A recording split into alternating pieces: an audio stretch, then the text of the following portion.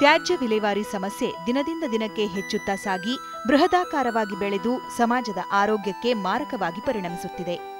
ತ್ಯಾಜ್ಯ ಬೇರ್ಪಡಿಸದೆ ಎಲ್ಲೆಂದರಲ್ಲಿ ಬಿಸಾಡುವ ಮೂಲಕ ಪರಿಸರ ಮಾಲಿನ್ಯವಾಗುತ್ತದೆ. ಅಲ್ಲದೆ ಸೊಳ್ಳೆ, ನೊಣಗಳು ಹೆಚ್ಚಾಗಿ ರೋಗ ರುಜಿನಗಳಿಗೆ ಕಾರಣವಾಗುತ್ತವೆ. ಹಸಿ ತ್ಯಾಜ್ಯವನ್ನು ಬೇರ್ಪಡಿಸಿ ಅದರಿಂದ ಕಾಂಪೋಸ್ಟ್ ಗೊಬ್ಬರ ತಯಾರಿಸುವ ಹೊಸ ಡ್ರಮ್ ಕಾಂಪೋಸ್ಟ್ ಪದ್ಧತಿ ಪರಿಸರವನ್ನು ಸ್ವಚ್ಛವಾಗಿಡುವಲ್ಲಿ ಸಹಕಾರಿಯಲ್ಲದೆ ಹೊಸ ಆದಾಯದ ಮೂಲವೂ ಆಗಿದೆ. ಬೆಂಗಳೂರು ಕೃಷಿ ವಿಶ್ವವಿದ್ಯಾಲಯದ ವಿಜ್ಞಾನಿಗಳು ಅಭಿವೃದ್ಧಿಪಡಿಸಿದ ಈ ನೂತನ ಪದ್ಧತಿಗೆ ಸ್ಥಳ ಕೂಡ ಹೆಚ್ಚು ಬೇಕಾಗಿಲ್ಲ. ಈಗ ನಮ್ಮ ದೇಶದಲ್ಲಿ ದಿನಕ್ಕೆ ಸುಮಾರು 1 ಲಕ್ಷ ಟನ್ಗಳಷ್ಟು ಘನತ್ಯಾಜ್ಯ ಉತ್ಪತ್ತಿ ಆಗ್ತಾ ಇದೆ. ನಮ್ಮ ಬೆಂಗಳೂರು ನಗರದಲ್ಲೇ ಸುಮಾರು 4,000 ರಿಂದ 5,000 ಟನ್ಗಳಷ್ಟು ಘನತ್ಯಾಜ್ಯ ಉತ್ಪತ್ತಿ ಆಗ್ತಾ ಇದೆ. ಸೊ ಇದರಲ್ಲಿ ನಮ್ಮ ಗಮನವೇನೆಂದರೆ ಈ ತ್ಯಾಜ್ಯದಲ್ಲಿ ಸುಮಾರು 50% ಹಸಿ ಸಾವಯವ ಕಸ ಇರುತ್ತದೆ. ಈ ಹಸಿ ಸಾವಯವ ಕಸ ನಮಗೆ ಕೃಷಿಯಲ್ಲಿ ಭಾಳ ಮುಖ್ಯ. ಯಾಕಂದರೆ ಇದನ್ನು ಕಾಂಪೋಸ್ಟ್ ಮಾಡಿಕೊಂಡು ಮಣ್ಣಿಗೆ ಹಾಕೋದ್ರಿಂದ ಮಣ್ಣಿನ ಫಲವತ್ತತೆ ಹೆಚ್ಚಾಗುತ್ತೆ ಮತ್ತು ಇಳುವರಿನೂ ಜಾಸ್ತಿ ಆಗುತ್ತೆ. ಸೊ ಇದನ್ನು ನಾವು ಮನಗಂಡು ಕೃಷಿ ವಿಜ್ಞಾನಿಗಳಾದ ನಾವು ಈ ಡ್ರಮ್ ಕಾಂಪೋಸ್ಟ್ ಅಂತ ಒಂದು ಹೊಸ ತಾಂತ್ರಿಕತೆಯನ್ನು ನಾವು ಅಭಿವೃದ್ಧಿಪಡಿಸಿದ್ದೇವೆ. ಇದು ದೇಶದಲ್ಲೇ ಮೊಟ್ಟಮೊದಲ ತಾಂತ್ರಿಕತೆ. ಈ ಡ್ರಮ್ ಕಾಂಪೋಸ್ಟ್ ಅಂದರೆ ಯಾವುದೇ ಹಸಿ ಕಸವನ್ನು ಡ್ರಮ್ನಲ್ಲಿ ಹಾಕಿಕೊಂಡು ಅದರಲ್ಲಿ ಜೈವಿಕವಾಗಿ ಮತ್ತು ಎರೆಹುಳುಗಳ ಸಹಾಯದಿಂದ ಅದನ್ನು ಕಾಂಪೋಸ್ಟ್ ಮಾಡಿ ಅದರಲ್ಲೇ ಕಾಂಪೋಸ್ಟ್ ಮಾಡುವುದಕ್ಕೆ ನಾವು ಡ್ರಮ್ ಕಾಂಪೋಸ್ಟ್ ಅಂತ ಹೇಳ್ತೇವೆ. ಈ ಡ್ರಮ್ ಕಾಂಪೋಸ್ಟ್ ಅನ್ನೋದು ಬಹಳ ಸರಳ ಮತ್ತು ಬಹಳ ಸುಲಭವಾಗಿ ಸ್ವತಃ ನಾವೇ ಪ್ರತಿಯೊಬ್ಬರೂ ನಾವು ಕಾಂಪೋಸ್ಟನ್ನು ನಾವು ಉತ್ಪತ್ತಿ ಮಾಡ್ಕೋಬೋದು. ಈ ಡ್ರಮ್ ಕಾಂಪೋಸ್ಟು ಬಹಳ ಕಡಿಮೆ ಜಾಗ ಬೇಕಾಗಿರೋದ್ರಿಂದ ಇದನ್ನು ಮನೆಯ ಅಂಗಳ, ಮನೆಯ ಹಿತ್ತಲು ಮತ್ತು ಮನೆಯ ಮೇಲ್ಛಾವಣಿ, ತೋಟಗಳು, ಪಾರ್ಕ್ಗಳು ಮತ್ತು ವಾಣಿಜ್ಯ ಸಂಕೀರ್ಣಗಳು ಮತ್ತು ತೋಟಗಳು ಮತ್ತು ಅಪಾರ್ಟ್ಮೆಂಟ್ಗಳಲ್ಲಿ ಇದನ್ನು ಅಳವಡಿಸ್ಕೊಂಡು ನಾವು ಕಾಂಪೋಸ್ಟನ್ನು ಬಳಕೆ ಮಾಡ್ಬೋದು. ಮತ್ತು ಈ ಡ್ರಮ್ ಕಾಂಪೋಸ್ಟನ್ನು ನಾವು ಮೂಲ ಸ್ಥಳದಲ್ಲೇ ಇದನ್ನು ಅಳವಡಿಸುವುದರಿಂದ ಇಲ್ಲಿ ಏನಾಗುತ್ತೆ ಅಂದರೆ ನೇರವಾಗಿ ಹಸಿ ಕಸವನ್ನು ನಾವು ಡ್ರಮ್ಗೆ ಹಾಕಬೇಕಾಗತ್ತೆ. ನೇರವಾಗಿ ಹಸಿ ಕಸವನ್ನು ಹಾಕುವುದರಿಂದ ವಿಷಕಾರಕ ವಸ್ತುಗಳನ್ನು ಇಲ್ಲಿ ಡ್ರಮ್ನಲ್ಲಿ ಸೇರುವುದಿಲ್ಲ. ಇಲ್ಲಿ ಇಂಥ ಹಸಿ ಕಸವನ್ನು ಹಾಕಿ ಕಾಂಪೋಸ್ಟ್ ಮಾಡುವುದರಿಂದ ಅಲ್ಲಿ ಒಂದು ಒಳ್ಳೆಯ ಗುಣಮಟ್ಟದ ಕಾಂಪೋಸ್ಟನ್ನು ನಾವು ತಯಾರಿ ಮಾಡ್ಬೋದು. ಮತ್ತು ತಯಾರಿ ಮಾಡಿದಂಥ ಕಾಂಪೋಸ್ಟನ್ನು ಮಣ್ಣಿಗೆ ಹಾಕುವುದರಿಂದ ಮಣ್ಣು ಫಲವತ್ತತೆ ಆಗುತ್ತೆ ಮತ್ತು ಇದರಿಂದ ಬೆಳೆಗಳಿಗೂ ಸಹ ಹೆಚ್ಚಿನ ಇಳುವರಿ ಬರ್ತದೆ. ಹೆಚ್ಚಿನ ಇಳುವರಿ ಬಂದಿತ್ತು ಇಂಥ ಆಹಾರವನ್ನು ನಾವು ತಿನ್ನೋದು ನಾವು ಆರೋಗ್ಯವಾಗಿರ್ತೀವಿ. ಈ ಡ್ರಮ್ ಕಾಂಪೋಸ್ಟ್ ಅಳವಡಿಸುವುದರಿಂದ ಏನು ಅಂದರೆ ನೊಣಗಳ ಬಾಧೆ, ಸೊಳ್ಳೆಗಳ ಬಾಧೆಯನ್ನು ನಾವು ಕಡಿಮೆ ಮಾಡ್ಬೋದು. ಇದರಿಂದ ಹಲವಾರು ರೋಗ ರುಜಿನಗಳು ಹರಡುವುದನ್ನು ನಾವು ತಡೆಗಟ್ಟಬಹುದು. ಮತ್ತು ಇದು ಇನ್ನೂ ಅನುಕೂಲಗಳು ಅಂತ ಹೇಳಿದ್ರೆ ಇದನ್ನು ಡ್ರಮ್ ಕಾಂಪೋಸ್ಟ್ ಉಪಯೋಗಿಸುವುದರಿಂದ ಸುತ್ತಮುತ್ತ ಇರುವಂಥ ಪರಿಸರ ಅಂದವನ್ನು ಹೆಚ್ಚಾಗುತ್ತದೆ. ಮತ್ತು ಇದರಿಂದ ವಾಯು ಮಾಲಿನ್ಯ ಮತ್ತು ಗಾಳಿ ಮಾಲಿನ್ಯ ಮತ್ತು ನೀರು ಮಾಲಿನ್ಯವನ್ನು ತಡೆಗಟ್ಟಬಹುದು. ಮತ್ತು ಈ ಡ್ರಮ್ ಕಾಂಪೋಸ್ಟನ್ನು ಈ ಸ್ವಸಹಾಯ ಸಂಘಗಳು ಮತ್ತು ನಿರುದ್ಯೋಗಿಗಳು ಅಳವಡಿಸುವುದರಿಂದ ಇದು ಸ್ವಂತ ತಾವೇ ಕಾಂಪೋಸ್ಟ್ ಮಾಡಿಕೊಂಡು ಅದನ್ನು ಮಾರಿ ಸ್ವಂತ ದುಡಿಮೆಯನ್ನು ಮಾಡ್ಬೋದು. ಮತ್ತು ಇನ್ನೊಂದು ಮುಖ್ಯವಾದಂಥ ಉಪಯೋಗ ಅಂತಂತ ಹೇಳಿದ್ರೆ ಇದು ಸುಮಾರು ಮಣ್ಣಿಗೆ ಹಾಕೋದ್ರಿಂದ ಸುಮಾರು 20 ರಿಂದ 50ರಷ್ಟು ಈ ಸಾರಜನಕ ಈ ರಾಸಾಯನಿಕ ಗೊಬ್ಬರಗಳನ್ನು ನಾವು ಉಳಿತಾಯ ಮಾಡ್ಬೋದು. ಡ್ರಮ್ನಲ್ಲಿ ಕಾಂಪೋಸ್ಟ್ ತಯಾರಿಸಲು ಲಭ್ಯ ತ್ಯಾಜ್ಯದ ಪ್ರಮಾಣದ ಮೇರೆಗೆ ಡ್ರಮ್ನ ಗಾತ್ರವನ್ನು ಆಯ್ಕೆ ಮಾಡಿಕೊಳ್ಳಬೇಕು.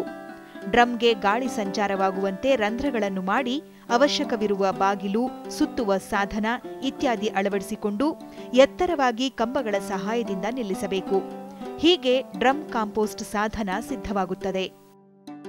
ಇಲ್ಲಿ ಮೊದಲನೇದಾಗಿ ಈ ಡ್ರಮ್ಗಳನ್ನು ನಾವು ಸುತ್ತಮುತ್ತ ಸ್ಥಳೀಯವಾಗಿ ಸಿಗುವಂಥ ಈ ವಾಟರ್ ಡ್ರಮ್ ಅಂತ ಏನು ಹೇಳ್ತೀವಿ ಅಂಥವನ್ನು ನಾವು ಆಯ್ಕೆ ಮಾಡ್ಕೋಬೇಕಾಗತ್ತೆ. ಈ ಆಯ್ಕೆ ಮಾಡಿದ್ರೆ ಇದರಲ್ಲಿ ಏನಾಗುತ್ತೆ ಅಂತ ಹೇಳಿದ್ರೆ ಸುಮಾರು ನಮ್ಮ ಮೂಲ ಸ್ಥಳಗಳಲ್ಲಿ ಸಿಗುವಂಥ ತ್ಯಾಜ್ಯದ ಪ್ರಮಾಣ ಮತ್ತು ಅಲ್ಲಿರುವ ಜನಸಂಖ್ಯೆ ತಕ್ಕಂತೆ ನಾವು ಈ ಡ್ರಮ್ಗಳನ್ನು ನಾವು ಆಯ್ಕೆ ಮಾಡ್ಕೋಬೇಕಾಗತ್ತೆ. ಅಂದರೆ ಈ ಡ್ರಮ್ಗಳನ್ನು ಆಯ್ಕೆ ಮಾಡ್ಕೋಬೇಕಾದ್ರೆ ಸುಮಾರು ಮನೆಯಲ್ಲಿ ಇಬ್ಬರು ಇದ್ದರೆ ಸುಮಾರು 50 kg ಲೀಟ್ರ್ ಕೆಪಾಸಿಟಿ ಅಷ್ಟು ಡ್ರಮ್ನ ಆಯ್ಕೆ ಮಾಡ್ಕೋಬೇಕಾಗತ್ತೆ. ಸುಮಾರು ಒಂದು ಮನೆಯಲ್ಲಿ 4 ಜನ ಇದ್ದರೆ ಸುಮಾರು 100 ಲೀಟ್ರ್ ಕೆಪಾಸಿಟಿ ಅಂತ ಬೇಕಾಗುತ್ತೆ. ಮತ್ತು ಸುಮಾರು 200 ಲೀಟ್ರ್ ಕೆಪಾಸಿಟಿ 8 ಜನ ಇದ್ದಂಥ ಮನೆಯಲ್ಲಿ ಸುಮಾರು 200 ಲೀಟ್ರ್ ಕೆಪಾಸಿಟಿ ಅಷ್ಟನ್ನು ನಾವು ಆಯ್ಕೆ ಮಾಡ್ಕೋಬೇಕಾಗುತ್ತೆ. 500 kg ಮತ್ತು 1000 kg ಇರುವಂಥ ಡ್ರಮ್ಗಳನ್ನು ನಾವು ಆದಷ್ಟು ಈ ಸಣ್ಣ ಅಪಾರ್ಟ್ಮೆಂಟ್ಗಳು ಮತ್ತು ವಾಣಿಜ್ಯ ಸಂಕೀರ್ಣಗಳಲ್ಲಿ ಮಾಡ್ಕೋಬೇಕಾಗತ್ತೆ. ಮತ್ತು 2000, 4000 ಮತ್ತು 6000, 8000 ಇರುವಂಥ ಡ್ರಮ್ಗಳನ್ನು ಸಹ ಅಳವಡಿಸ್ಕೊಂಡು ಈ ತೋಟಗಳು ಮತ್ತು ಈ ಅಪಾರ್ಟ್ಮೆಂಟ್ಗಳನ್ನು ಇದನ್ನು ಅಳವಡಿಸ್ಕೊಂಡು ಕಾಂಪೋಸ್ಟನ್ನು ಮಾಡ್ಬೋದು. ನಂತರ ಮೊದಲಾಗಿ ಡ್ರಮ್ನ ಆಯ್ಕೆ ಮಾಡ್ಕೊಂಡು ಆದಮೇಲೆ ಡ್ರಮ್ನ ಅಡ್ಡಲಾಗಿ ಇಟ್ಟುಕೊಂಡು ಅದಕ್ಕೆ ಮೊದಲನೇದಾಗಿ ನಾವು ಬಾಗಿಲನ್ನು ಮಾಡ್ಕೋಬೇಕಾಗತ್ತೆ. ಬಾಗಿಲನ್ನು ಆ ಡ್ರಮ್ ಸೈಜ್ ತಕ್ಕಂತೆ ನಾವು ಬಾಗಿಲು ಮಾಡ್ಕೋಬೇಕಾಗತ್ತೆ. ಅದಕ್ಕೆ ತಕ್ಕಂಥ ಚಿಲಕ, ಬೋಲ್ಟ್ ಇವೆಲ್ಲ ಸೇರಿಸಿ ಫಿಕ್ಸ್ ಮಾಡಬೇಕಾಗತ್ತೆ. ನಂತರ ಡ್ರಮ್ನ ಸುತ್ತಲೂ ಸಹ ಅರ್ಧ ಅಡಿ ಅಂತರದಲ್ಲಿ 8 mm ರಂಧ್ರಗಳನ್ನು ನಾವು ಮಾಡಬೇಕಾಗತ್ತೆ. ಈ 8 mm ರಂಧ್ರಗಳನ್ನು ಮಾಡೋದರಿಂದ ಗಾಳಿ ಸಂಚಾರ ಆಗೋದಕ್ಕೆ ಭಾಳ ಅನುಕೂಲ ಆಗುತ್ತೆ.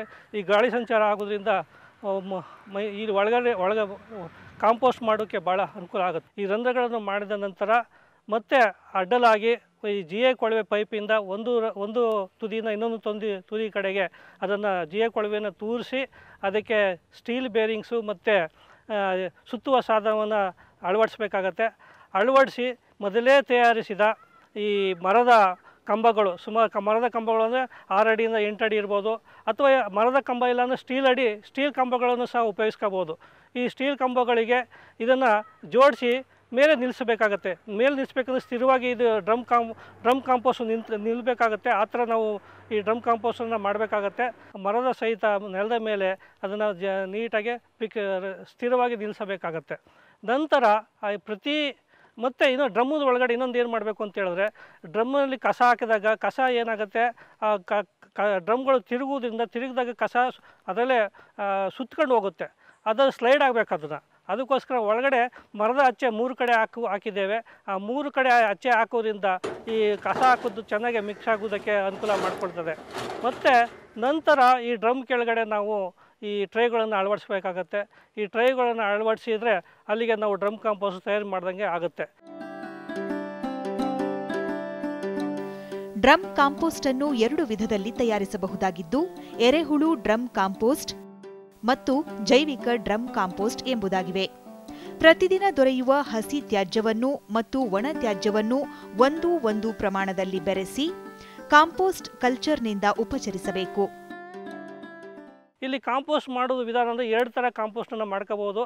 ಜೈವಿಕ ಡ್ರಮ್ ಕಾಂಪೋಸ್ಟರು ಮತ್ತು ಎರೆಹುಳು ಡ್ರಮ್ ಕಾಂಪೋಸ್ಟರ್ ಅಂತ 2 ವಿಧ ಮಾಡ್ಕೋಬೋದು. ಜೈವಿಕ ಡ್ರಮ್ ಕಾಂಪೋಸ್ಟರ್ ಅಂತ ಹೇಳಿದ್ರೆ ಇಲ್ಲಿ ಏನು ಮಾಡಬೇಕಾಗತ್ತೆ ಅಂತಂದರೆ, ಪ್ರತಿದಿನ ಮನೆಯಿಂದ ಬರುವಂಥ ಅಥವಾ ಎಲ್ಲೇ ಬರುವಂಥ ಹಸಿ ಕಸವನ್ನು ಒಂದು ಪ್ರಮಾಣದಲ್ಲಿ ಆ ಡ್ರಮ್ ಒಳಗಡೆ ಹಾಕಬೇಕಾಗತ್ತೆ. ಮತ್ತು ಅದೇ ಪ್ರಮಾಣದ ಇನ್ನೊಂದು ಪ್ರಮಾಣ ಒಣಗಿದ ಕಸ ಅಂದರೆ ಎಲೆಗಳಿರ್ಬೋದು, ಅದು ಮರದೊಟ್ಟಿರ್ಬೋದು, ಅವೇನು 1:1 ಪ್ರಪಾತದಲ್ಲಿ ಸೇರಿಸ್ಕೊಂಡು ಚೆನ್ನಾಗಿ ಮಿಶ್ರಣ ಮಾಡಿಕೊಂಡು, ಮತ್ತು ಇದಕ್ಕೆ 1 kg ತ್ಯಾಜ್ಯದ ವಸ್ತುಗೆ ಸುಮಾರು 25 ಗ್ರಾಮ್ನಷ್ಟು ಈ ಜೈವಿಕ ಕಲ್ಚರನ್ನು ಹಾಕಿ ನೀರಿನಲ್ಲಿ ಮಿಶ್ರಣ ಮಾಡಿ ಜೈವಿಕ ಕಲ್ಚರಿಂದ ಅದನ್ನು ಉಪಚಾರ ಮಾಡಬೇಕಾಗತ್ತೆ. ಜೈವಿಕ ಕಲ್ಚರಿಂದ ಉಪಚಾರ ಮಾಡುವುದರಿಂದ ಈ ಜೈವಿಕ ಕ್ರಿಯೆ ಜಾಸ್ತಿ ಆಗ್ತವೆ. ಈ ಜೈವಿಕ ಕ್ರಿಯೆ ಜಾಸ್ತಿ ಆಗೋದ್ರಿಂದ ಅಲ್ಲಿ ಇದು ಕಳೆತು ಬೇಗ ಕಾಂಪೋಸ್ಟ್ ಮಾಡಲಿಕ್ಕೆ ಅನುಕೂಲ ಆಗುತ್ತೆ. ಇದೇ ಥರ ಪ್ರತಿದಿನ ಬರುವಂಥ ಕಸವನ್ನು ಡ್ರಮ್ನಲ್ಲಿ ಹಾಕೊಂಡು ಸುಮಾರು ಡ್ರಮ್ಮು 3/4 ಭಾಗ ತುಂಬಬೇಕಾಗುತ್ತೆ. ಈ ಡ್ರಮ್ಮು 3/4 ಭಾಗ ತುಂಬಿದ ಮೇಲೆ ಇಲ್ಲಿ ಮುಖ್ಯವಾಗಿ ಗಮನಿಸಬೇಕಾದಂಥ ವಿಚಾರ ಏನು ಹೇಳಿದ್ರೆ, ಆ ಡ್ರಮ್ನ ತ್ಯಾಜ್ಯದಲ್ಲಿ ಯಾವಾಗಲೂ ಹದವಾದ ತೇವಾಂಶ ಕಾಪಾಡ್ಕೋಬೇಕಾಗತ್ತೆ. ಹದವಾದ ತೇವಾಂಶವನ್ನು ಕಾಪಾಡ್ಕೋದ್ರಿಂದ ಏನಾಗುತ್ತೆ, ಅಲ್ಲಿ ಆ ತ್ಯಾಜ್ಯ ಮೃದುವಾಗುತ್ತೆ. ಆ ಮೃದುವಾಗೋದ್ರಿಂದ ಜೈವಿಕ ಅಣುಜೀವಿ ಅದನ್ನು ತಿಂದು ಕಾಂಪೋಸ್ಟ್ ಮಾಡೋಕ್ಕೆ ಅನುಕೂಲ ಮಾಡಿಕೊಡ್ತವೆ. ಸೊ ಅದಕ್ಕೋಸ್ಕರ ನಾವು 3/4 ಭಾಗ ತುಂಬಾದಮೇಲೆ ಅದರಲ್ಲಿ ಯಾವಾಗಲೂ ತೇವಾಂಶವನ್ನು ಸುಮಾರು 50-60% ತೇವಾಂಶನ ಕಾಪಾಡ್ಕೋಬೇಕಾಗತ್ತೆ. ನಂತರ ಇದೆಲ್ಲ ನೀರೆಲ್ಲ ಹಾಕಿ ಜೈವಿಕ ಕಲ್ಚರೆಲ್ಲ ಹಾಕಿದ್ಮೇಲೆ ಡ್ರಮ್ಮನ್ನು ಮುಚ್ಚಬೇಕಾಗುತ್ತೆ. ದಿನಕ್ಕೆ 2 ಬಾರಿ ಬೆಳಿಗ್ಗೆ ಅಥವಾ ಸಾಯಂಕಾಲ 15-20 ಸುತ್ತಬೇಕಾಗತ್ತೆ. ಸೊ 15-20 ಸುತ್ತುವುದರಿಂದ ಏನಾಗುತ್ತೆ ಅಂದರೆ ಗಾಳಿ ಸಂಚಾರ ಆಗುತ್ತೆ. ಗಾಳಿ ಸಂಚಾರ ಆಗುವುದರಿಂದ ಏನಾಗುತ್ತೆ, ಚೆನ್ನಾಗಿ ಕಾಂಪೋಸ್ಟ್ ರೆಡಿ ಆಗುತ್ತೆ. ಸುಮಾರು ಇದೇ ಥರ ನಾವು ಸುತ್ತಕೊಂಡು ಹದವಾಗಿ ನೀರು ಹಾಕೊಂಡು ಹೋಗ್ತಾರೆ. ಸುಮಾರು 30-35 ದಿನದಲ್ಲಿ ಕಾಂಪೋಸ್ಟ್ ಗೊಬ್ಬರ ರೆಡಿ ಆಗುತ್ತೆ. ಎಲ್ಲ ಪುಡಿ ಹಾಕೋಗುತ್ತೆ.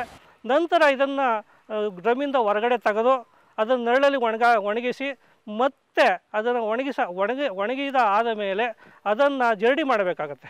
ಜರಡಿ ಮಾಡಿಕೊಂಡು ಅಲ್ಲಿ ಮೇಲೆ ಜರಡಿ ಮೇಲೆ ಉಳ್ಕೊಂಡಿರುವಂಥ ಕಸವನ್ನು ಮತ್ತೆ ಎರಡನೇ ಡ್ರಮ್ಮಿನಲ್ಲಿ ಆಲ್ರೆಡಿ ದಿನ ಕಸ ಹಾಕಿ ತುಂಬ್ಕೊಂಡಿರುವಂಥ ತ್ಯಾಜ್ಯಕ್ಕೆ ಅದನ್ನು ಅಲ್ಲಿಗೆ ಟ್ರಾನ್ಸ್ಫರ್ ಮಾಡಬೇಕಾಗತ್ತೆ. ಸೊ ಅದನ್ನು ಹಾಕೋದ್ರಿಂದ ಮತ್ತೆ ಹೊಸದಾಗಿ ಕಲ್ಚರ್ ಹಾಕುವಂಥ ಪ್ರಮೇಯನೇ ಇಲ್ಲ. ಸೊ ಅದನ್ನೇ ಕಲ್ಚರ್ ಆಗುತ್ತೆ. ಸೊ ಅದೇ ಸ್ವಂತ ಅದು ಕಾಂಪೋಸ್ಟ್ ಮಾಡಲಿಕ್ಕೆ ಅನುಕೂಲ ಆಗುತ್ತೆ. ಇದು ಜೈವಿಕ ಡ್ರಮ್ ಕಾಂಪೋಸ್ಟು. ಇನ್ನು ಎರೆಹುಳು ಗೊಬ್ಬರ ತಯಾರಿಕೆಯಲ್ಲಿಯೂ ಹಸಿ ತ್ಯಾಜ್ಯ ಮತ್ತು ಒಣ ತ್ಯಾಜ್ಯ ಸಮ ಪ್ರಮಾಣದಲ್ಲಿ ಬೆರೆಸಿ 3/4 ಭಾಗ ಡ್ರಮ್ ತುಂಬಿದಾಗ ಸೂಕ್ತ ಪ್ರಮಾಣದ ಎರೆಹುಳುಗಳನ್ನು ಸೇರಿಸಬೇಕು. ಈ ಪದ್ಧತಿಯಲ್ಲಿ ಎರೆಹುಳು ಸೇರಿಸಿದ ಮೇಲೆ ಡ್ರಮ್ ಸುತ್ತುವುದನ್ನು ಸಂಪೂರ್ಣ ನಿಲ್ಲಿಸಬೇಕೆಂಬುದು ಗಮನದಲ್ಲಿಡಬೇಕಾದ ಅಂಶ.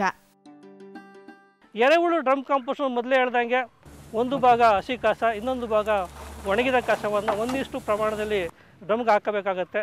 ನಂತರ ಇದನ್ನು ದಿನ ಹಾಕೊಂಡು ಸುಮಾರು 3/4 ಭಾಗ ಡ್ರಮ್ನ ತುಂಬಿಸ್ಕೋಬೇಕಾಗತ್ತೆ. 3/4 ಭಾಗ ಡ್ರಮ್ಮನ್ನು ತುಂಬಿಸ್ಕೊಂಡಾದ ಮೇಲೆ ಇದು ಇಲ್ಲಿ ಏನಾಗುತ್ತೆ ಅಂದರೆ ಇಲ್ಲಿ ಎರೆಹುಳು ಆದ್ದರಿಂದ ಇದನ್ನು ಡ್ರಮ್ನ ನಾವು ತಿರುಗಿಸಬಾರ್ದು. ತಿರುಗಿಸಿದ್ರೆ ಎರೆಹುಳುಗಳ ಚಲವನ್ನ ಕಡಿಮೆ ಆಗುತ್ತೆ. ಆವಾಗ ಅವು ಕೆಲಸ ಮಾಡೋದಿಲ್ಲ, ಕಾಂಪೋಸ್ಟ್ ಮಾಡೋದಿಲ್ಲ. ಅದಕ್ಕೋಸ್ಕರ ಆದಷ್ಟು ಇಲ್ಲಿ ಡ್ರಮ್ನನ್ನು ಯಾವಾಗಲೂ ಅದನ್ನು ಸುತ್ತಬಾರ್ದು. ಅದು ಬದಲಾಗಿ ಏನು ಮಾಡಬೇಕಂತಂದರೆ ಆವಾಗ ಇದರಲ್ಲೂ ಸಹ ಸುಮಾರು ಹದವಾಗಿ ತೇವಾಂಶವನ್ನು ಕಾಪಾಡ್ಕೋಬೇಕಾಗತ್ತೆ. ತೇವಾಂಶವನ್ನು ಕಾಪಾಡ್ಕೊಂಡು ಸುಮಾರು ಈ ಡ್ರಮ್ಗೆ ಸುಮಾರು 1-2 kgಯಷ್ಟು ಎರೆಹುಳನ್ನು ನಾವು ಡ್ರಮ್ ಒಳಗಡೆನೇ ಹಾಕಬೇಕಾಗತ್ತೆ. ಆದಮೇಲೆ ಅದ್ರ ಮೇಲೆ ಈ ಗೋಣಿ ಚೀಲದ ಪದರ ಏನು ಹೇಳ್ತೀವಿ ಅದನ್ನು ಒದ್ದೆ ಮಾಡ್ಕೊಂಡು ಮೇಲೆ ಹಾಕಬೇಕಾಗತ್ತೆ. ಈ ಯಾವಾಗಲೂ ಗೋಣಿ ಚೀಲವನ್ನು ಒದ್ದೆಯಲ್ಲೇ ಇಡಬೇಕಾಗತ್ತೆ. ಈ ಒದ್ದೆಯಾಗಿರೋದ್ರಿಂದ ಈ ತ್ಯಾಜ್ಯ ಭಾಳ ಮೃದುವಾಗಿರುತ್ತದೆ. ಈ ತ್ಯಾಜ್ಯ ಮೃದುವಾಗಿರುವುದರಿಂದ ಈ ಹುಳುಗಳು ಅದನ್ನು ತಿಂದು ಇಕ್ಕೆ ರೂಪದಲ್ಲಿ ಹೊರಸೂಸ್ತವೆ. ಈ ಇಕ್ಕೆ ರೂಪದಲ್ಲಿ ಹೊರಸೂಸುವುದೇ ಈ ಎರೆಹುಳು ಗೊಬ್ಬರ ಅಂತ ಹೇಳ್ಬೋದು. ಇದು ಪ್ರತಿ 12-15 ದಿನಕ್ಕೊಮ್ಮೆ ತಿಂದು ಈ ಹುಳುಗಳು ತಿಂದು ಕೆಳಮುಖವಾಗಿ ಸಂಚಾರ ಮಾಡ್ತವೆ. ಆ ಸಮಯದಲ್ಲಿ ನೀವು 12-15 ದಿನಗಳಲ್ಲಿ ಕೈಯಿಂದ ಅದನ್ನು ಬಾಚ್ಕೊಂಡು ಗೋರ್ಕೊಂಡು ಒಂದು ಕಡೆ ಅದನ್ನು ಸಂಗ್ರಹಣೆ ಮಾಡ್ಕೋಬೇಕಾಗತ್ತೆ. ಮತ್ತೆ ಅದ್ರ ಮೇಲೆ ಹದವಾದ ನೀರು ಹಾಕೊಂಡು ಮತ್ತೆ ತೇವ ಮಾಡಿದ ಗೋಣಿ ಚೀಲವನ್ನು ಹಾಕಬೇಕಾಗತ್ತೆ. ಎರಡೂ ಪದ್ಧತಿಗಳಲ್ಲಿ ತೇವಾಂಶ ಕಾಪಾಡಿಕೊಳ್ಳಬೇಕಾಗಿರುವುದು ಅವಶ್ಯಕ. ಡ್ರಮ್ ಕಾಂಪೋಸ್ಟ್ ಮತ್ತು ಎರೆಹುಳು ಕಾಂಪೋಸ್ಟ್ನಲ್ಲಿ ದೊರೆಯುವ ಗೊಬ್ಬರವನ್ನು ಜರಡಿ ಹಿಡಿದು ಉಳಿಯುವ ಕಾಂಪೋಸ್ಟ್ ಇಲ್ಲವೇ ಎರೆಹುಳುಗಳನ್ನು ಮತ್ತೊಂದು ತ್ಯಾಜ್ಯಯುಕ್ತ ಡ್ರಮ್ಗೆ ಹಾಕಿ ಮತ್ತೆ ಕಾಂಪೋಸ್ಟ್ ಗೊಬ್ಬರ ತಯಾರಿಸಿಕೊಳ್ಳಬಹುದು.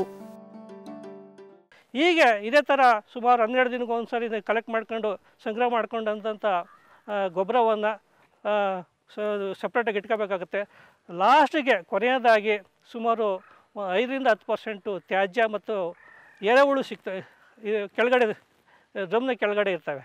ಅಲ್ಲಿರುವಂಥ ಎರೆಹುಳು ಮತ್ತು ತ್ಯಾಜ್ಯವನ್ನು 2ನೇ ಡ್ರಮ್ಮಿನಲ್ಲಿ ಆಲ್ರೆಡಿ ಅಲ್ಲಿ ಕೊಳೆದು ಸಂಗ್ರಹ ಆಗಿರುವಂಥ 2ನೇ ಡ್ರಮ್ಗೆ ಈ ಎರೆಹುಳುಗಳನ್ನು ಅಲ್ಲಿಗೆ ನಾವು ಹಾಕಬೇಕಾಗತ್ತೆ.